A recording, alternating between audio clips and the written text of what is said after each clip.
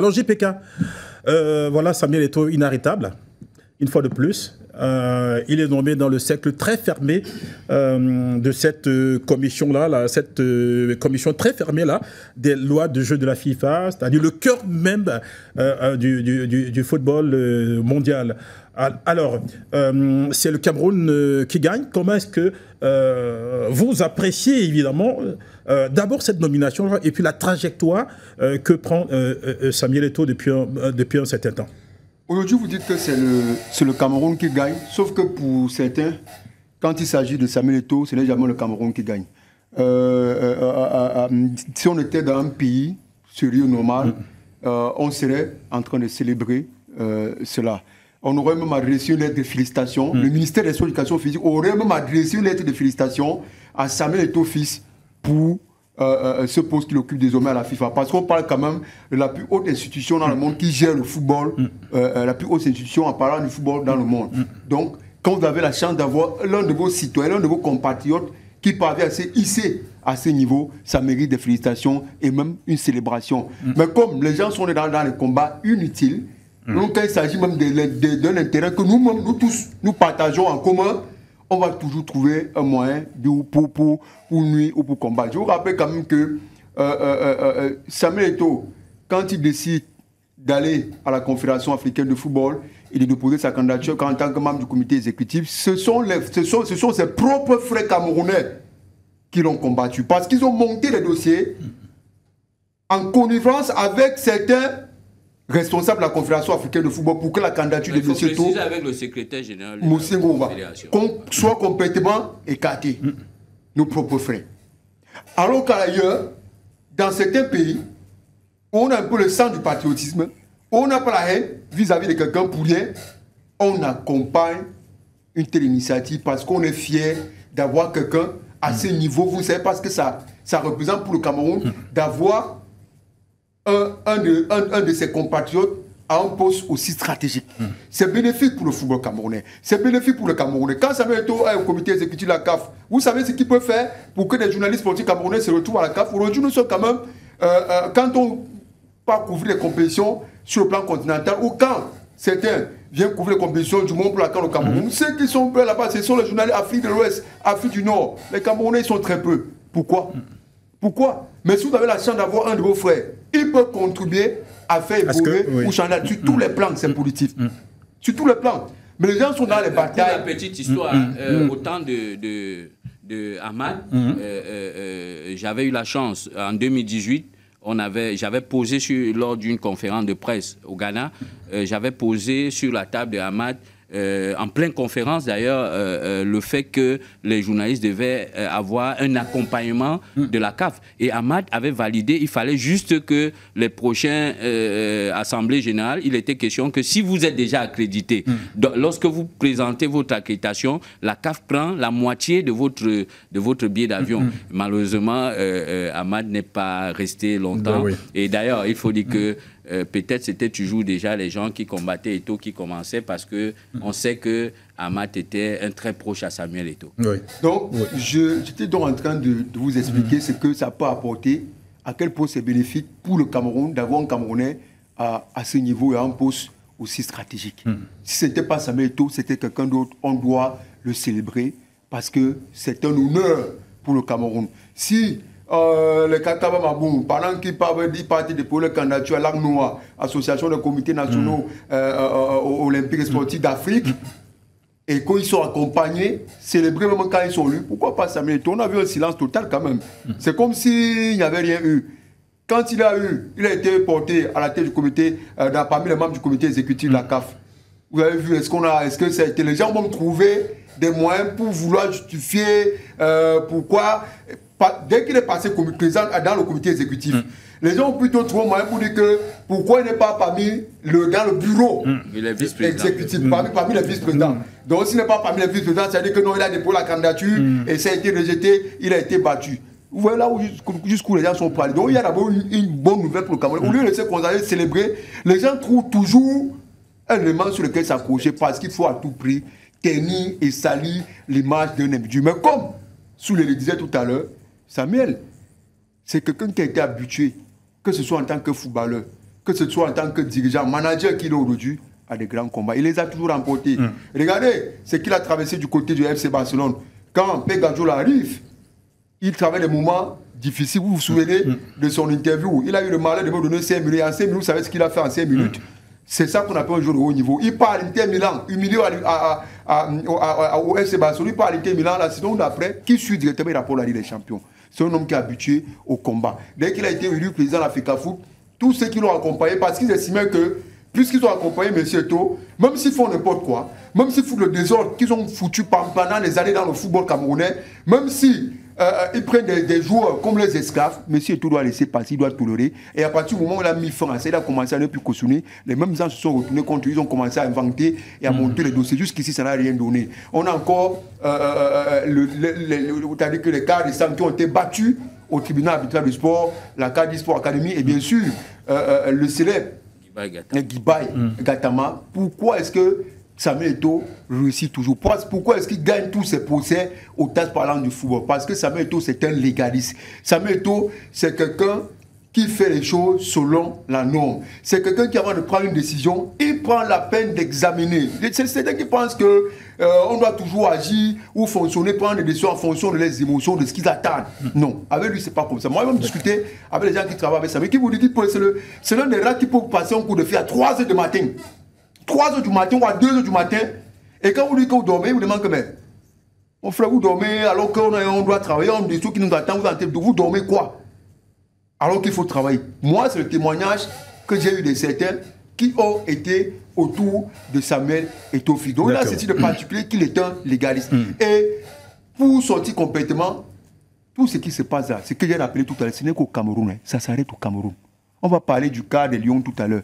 Les gens ont fait le bruit. Mon nom n'a jamais été assis sur le banc de touche. Donc on va pouvoir faire tout ce qu'on fait là. C'est le Cameroun. Quand ça arrive au haut niveau, c'est la méritocratie qui passe. On reconnaît uniquement vos compétences et on est très loin des querelles de personnes, des batailles d'intérêt où quelqu'un va user de son pouvoir parce qu'il a la présidence de la République, parce qu'il est au premier ministère ou parce qu'il est au ministère des Sports et de l'Éducation physique pour foutre le bordel partout et pour faire n'importe quoi. Non, dans le haut niveau, ça ne passe plus. Et c'est pour ça que vous voyez Samuel se retrouver là où il est aujourd'hui. Les gens ne croyaient pas qu'il était membre du comité exécutif de la CAF. Quelques temps après, il a été porté en poste stratégique de la CAF. C'est-à-dire que la commission de développement du football, la CAF, sur le poste stratégique. Et quelques temps après, le voilà à la FIFA. En autre poste stratégique. Oui, le cœur du jeu. Et il amène avec lui plusieurs autres Camerounais que vous avez cités. On connaît l'expertise de monsieur Nkoubondor en matière de quand il s'agit des questions de droit. On connaît l'expertise de madame Céline Eko. Et tout le temps, c'est toute une vie consacrée au football féminin. Donc, après autant d'années, autant de sacrifices pour le football féminin, elle méritait quand même se retrouver à ce niveau. Et pour elle, moi, je dis c'est une consécration et c'est même une récompense pour une dame comme Céline Eko qui a tout fait pour le football féminin. D'accord. Alors, JPK, on va être. Je sais que vous en avez gros dans le cœur, mais on va faire court quand même sur le sujet parce que le principal sujet, évidemment, c'est le débrief de ce match-là. Comment est-ce que vous avez apprécié, évidemment, cette sortie, une fois de plus, qui a la couleur de Marc Brice? On ne pouvait pas dire aussi que le principal sujet c'est le début du match. Parce que depuis que Marc Brice est au Cameroun, Marc Brice nous empêche de débriefer les matchs des Lions. Je l'ai dit sur ce plateau à plusieurs reprises. Vous voilà, non? On a dit qu'on refait le match. Au lieu de parler de la prestation individuelle de chaque jour, vous êtes obligé de commencer par les bêtises et les conneries de Marc Brice. Écoute, c'est pas vous, c'est pas votre faute. C'est pas de votre faute. C'est la faute à Marc Brice et à tous ceux qui l'ont amené au Cameroun. Vous croyez que je suis fier? Moi, journaliste de sport, j'ai fait une émission dans le média pour lequel je travaille. Le matin, j'étais obligé de commencer de la même manière que vous. Alors qu'auparavant, on allait droit au but. Prestation individuelle de chaque jour. Qu'est-ce que le coach nous a proposé?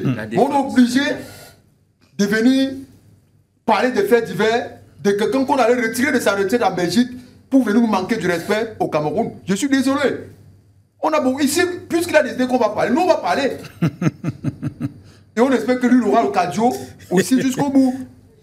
Parce que c'est de ça qu'il est question. Marc Brice, c'est une catastrophe pour le football camerounais. Marc Brice, c'est l'incarnation du désordre dans lequel se trouve actuellement la tanière des Lions indomptables du Cameroun. Moi, je ne suis pas d'accord avec sur lequel il veut dédouaner entièrement Marc Brice. Non. Oui, c'est ceux qui l'ont amené au Cameroun qui ont occasionné cela. On lui a donné les consignes claires de ce qu'il fallait faire. Mais il a été entraîneur.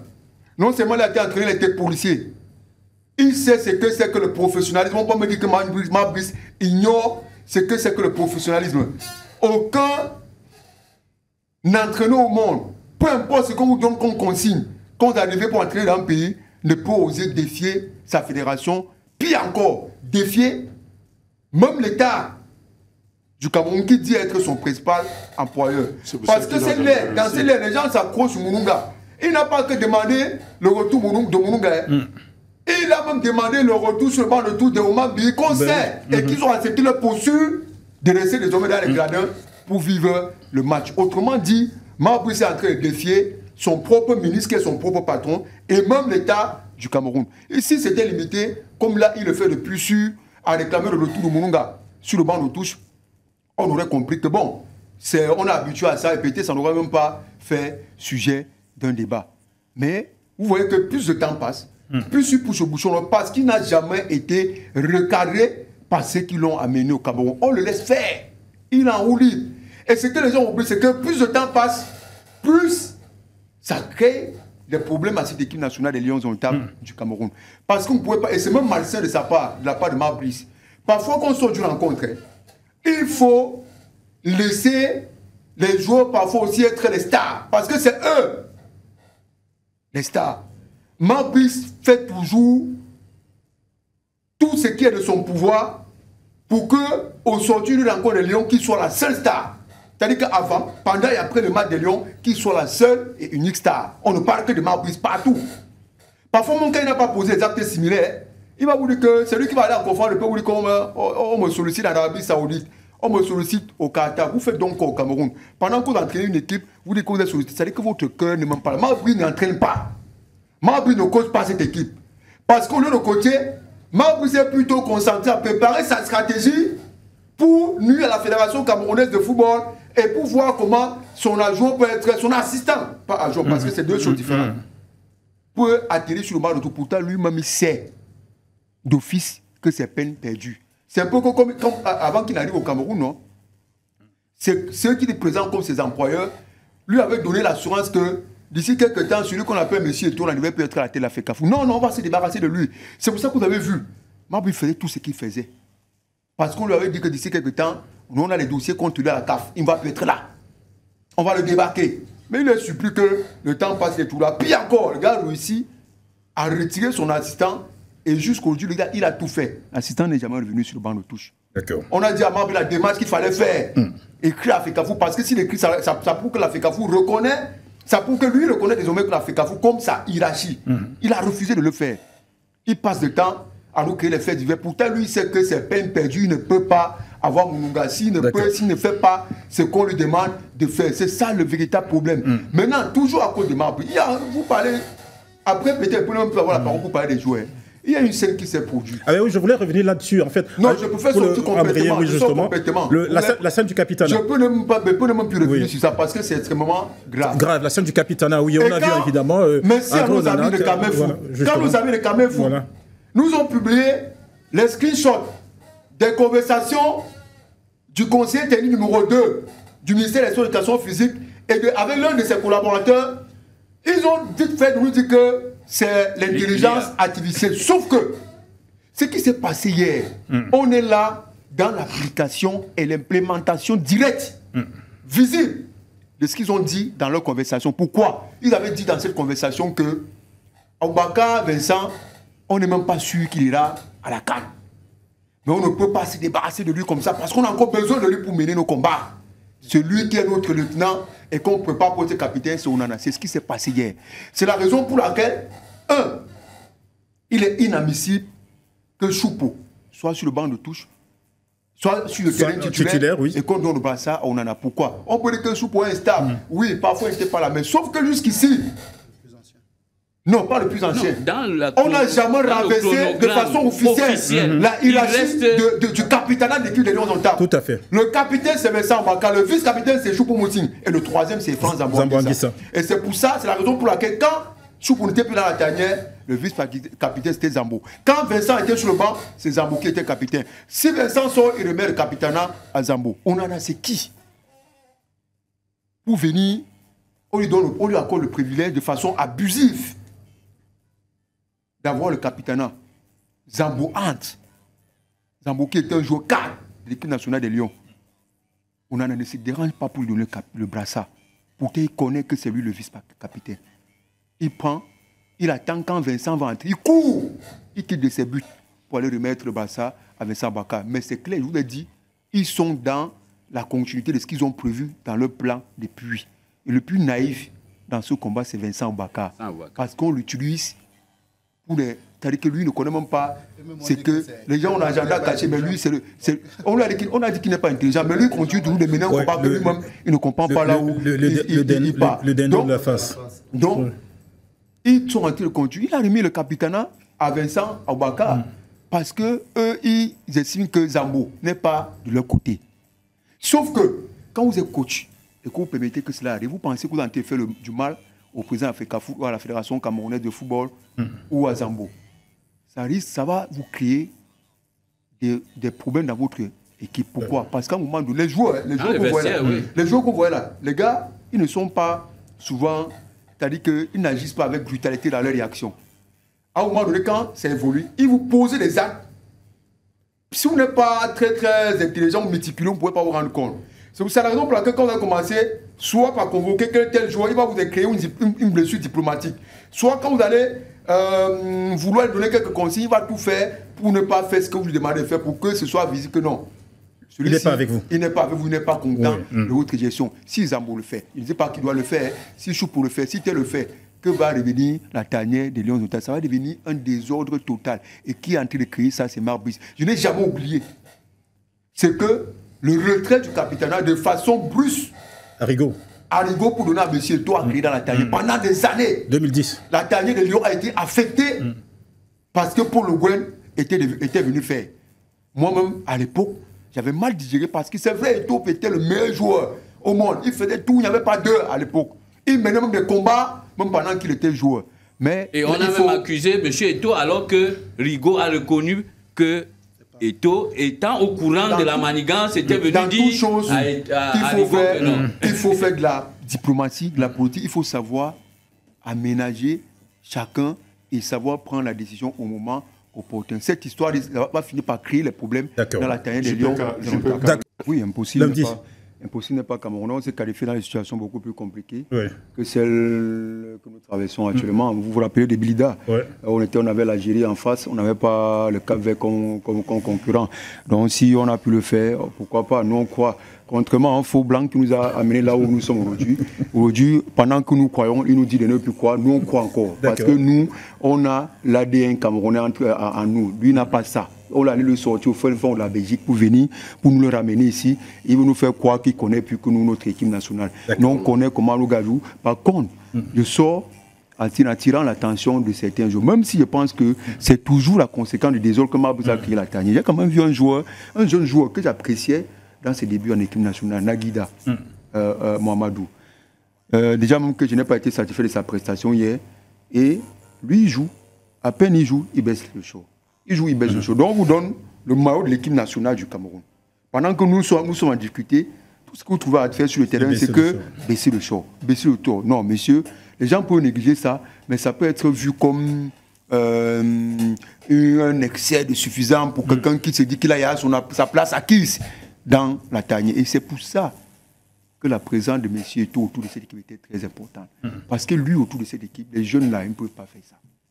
Ils ne peuvent pas faire ça parce qu'ils savent que le discours qui leur sera tenu, ça va les ramener, ça les a amenés à prendre conscience de ce que représente le label Lion Indotable. Que les gars se réveillent. Parce que ce n'est pas parce que la tanière est devenue n'importe quoi que vous aussi, il est jeune, qui se disent qu'il a son histoire aussi écrite avec cette équipe des Lions Indomptables. Je ne dis pas qu'il est mauvais joueur, je te dis que pour moi, il est un très bon joueur. J'étais pour que c'est lui qui soit mon titulaire à ce poste en lieu et place de nous.